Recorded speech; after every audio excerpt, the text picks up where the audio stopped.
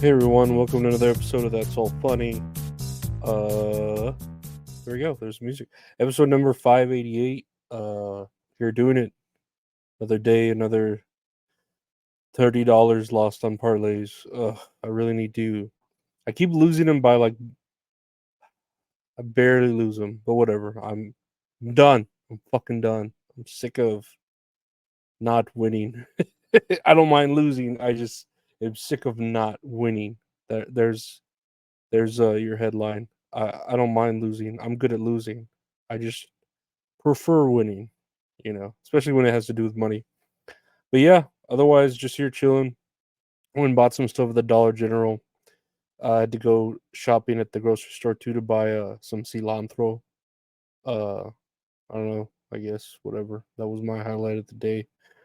Uh Bought some iced coffee. I'll probably drink some right now. Like a Reese's flavored one. I've talked about it. Probably eat some peanut butter too with some crackers because we got a lot of like crackers there, and I want to eat like a whole slice of bread. I don't know. Crackers are good. Club crackers. Those are the elite cracker. Club crackers are all elite. No, S tier, S tier cracker. The club cracker. The saltine for soup, yeah, but the club cracker is what it's all about. Let's check out the news here. Got a little bit of news. Doo-doo-doo-doo. Heavyweight RD Nadembo passes away from injuries sustained in bout. So apparently this is the first boxer in a while to die of his injuries from a fight. Um, this guy had a flawless 8-0 record before he got KO'd on April 5th, left him unconscious for several minutes, and then he got taken to a hospital and placed in a coma. And 3 weeks later, he passed away, which that sucks. That's not good to die in the ring like that, like some sort of fucking movie, like Rocky 2. I think that happened right in Rocky 2. Uh, when Apollo Creed fucking didn't throw in the towel, you piece of shit. Rocky, where the fuck is you fucking throwing it, right? I think that's what happened. Anyway, that's sad for this dude. That's not a good thing. And then to like be undefeated and then the first time you lose, you die. What kind of rules are that? That's like some Souls game bullshit. You don't respawn, you just die. But no, this sucks. It's crazy too to be in like a boxing where it just goes to show you like they basically have boxing gloves which are like mittens, so you can keep punching the fuck out of people and it doesn't hurt your hands. Like at least with bare knuckle fighting or UFC, you feel it in your hands, so like, oh, let me not push this dude so hard because it's gonna hurt my fucking hand. But rest in peace to RD Nadembo, 8-1. God, it's gotta be crazy too to like be the dude that like legally killed him. You know what I mean? Like that's not a good thing, but that's a pretty rowdy thing for someone to say like, "Oh yeah, I beat this dude. Oh yeah, yeah, I beat him to death." Like my punches are lethal weapons. But again, sad story. Speaking of, I don't know, other sad stories. Kanye West's former security guard sues him for discrimination against black employees and wrongful termination. And to this story, I'm like, huh? You're suing a black man. You're suing a black man for discrimination because you're black.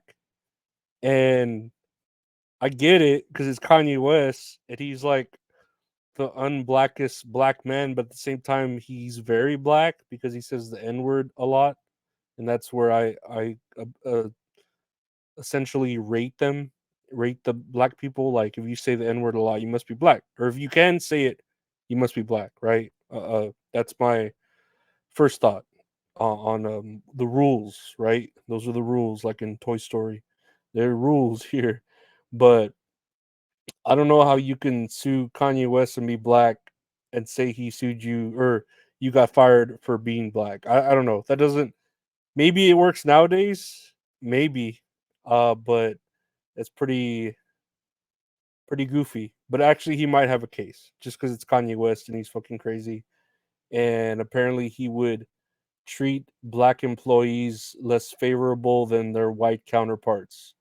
Which, again, George Bush doesn't care about black people. I'm sure Kanye West just feels like he could yell at black people more than at white people because it's like that whole reverse racism thing. Like when I'm at work, I feel like I could talk shit to my own race more than to the opposite race because they're more sensitive, you know? So I feel like it's here in that same vein. Like, oh, you can't, like, be careful, Kanye. Don't make fun of that white person, you know?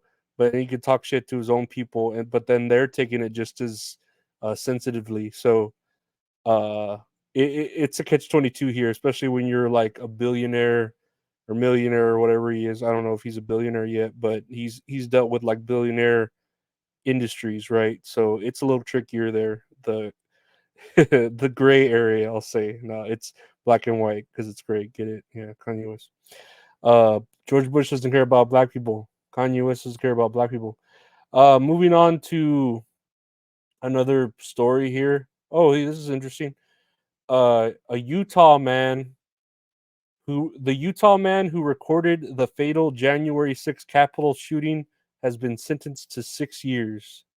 So the dude who recorded a Utah man who recorded himself inciting violence and breaking a window before filming the fatal shooting of Ashli Babbitt was sentenced to 6 years in prison.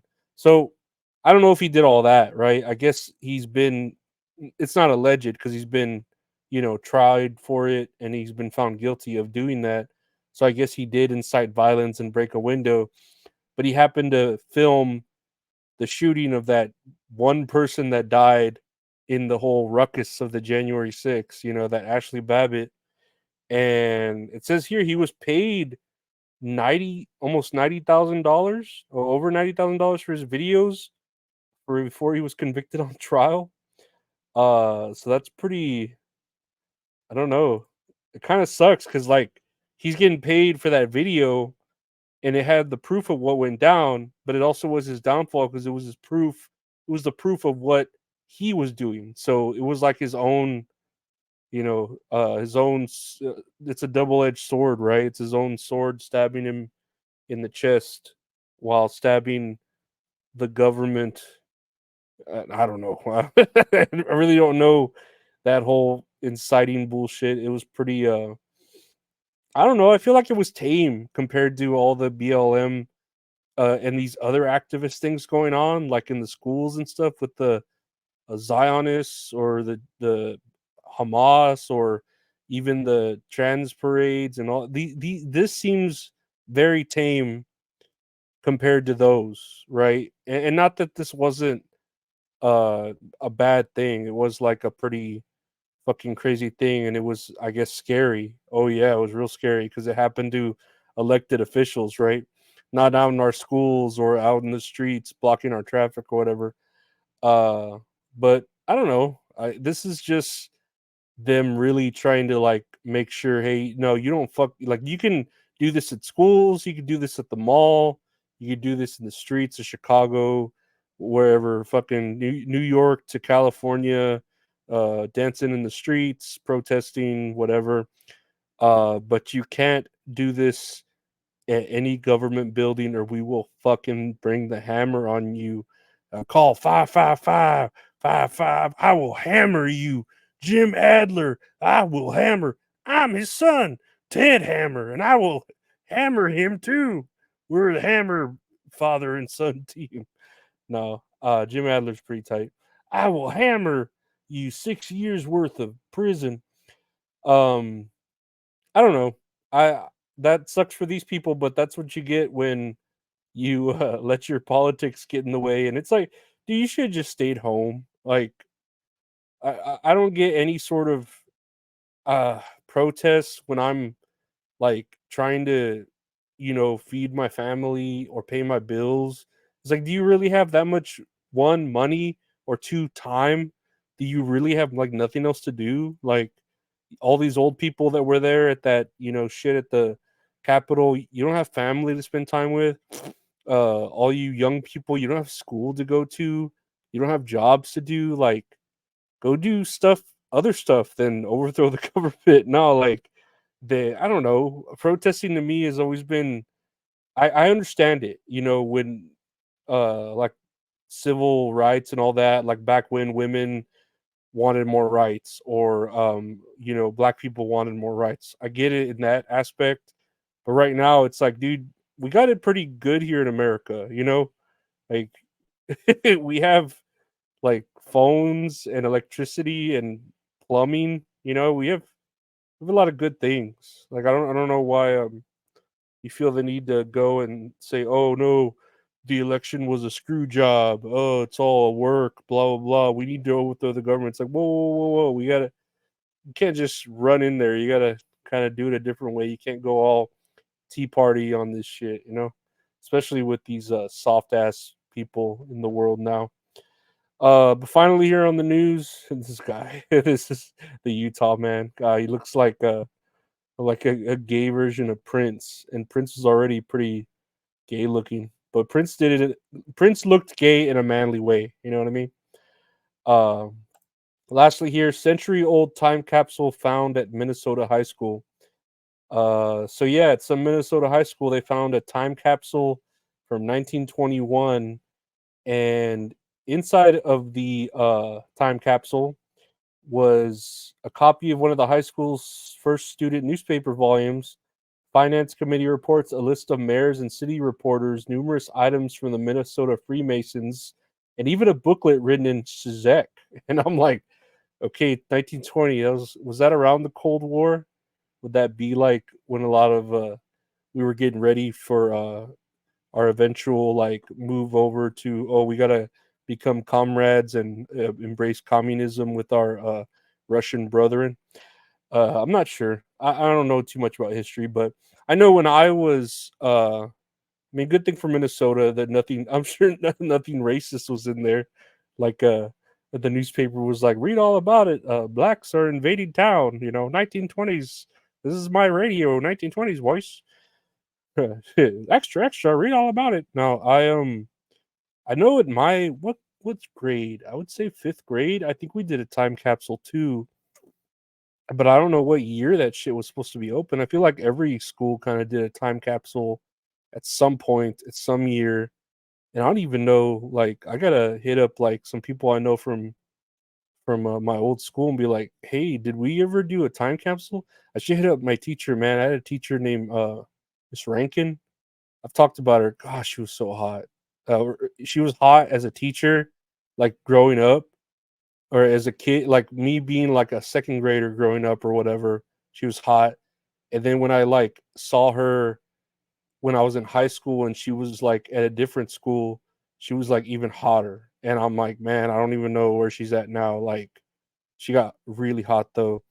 And I'd always tell the story that with Miss Rankin, there was a class assignment where if we got like over a 90, she was gonna put on lipstick and give us a kiss on the cheek.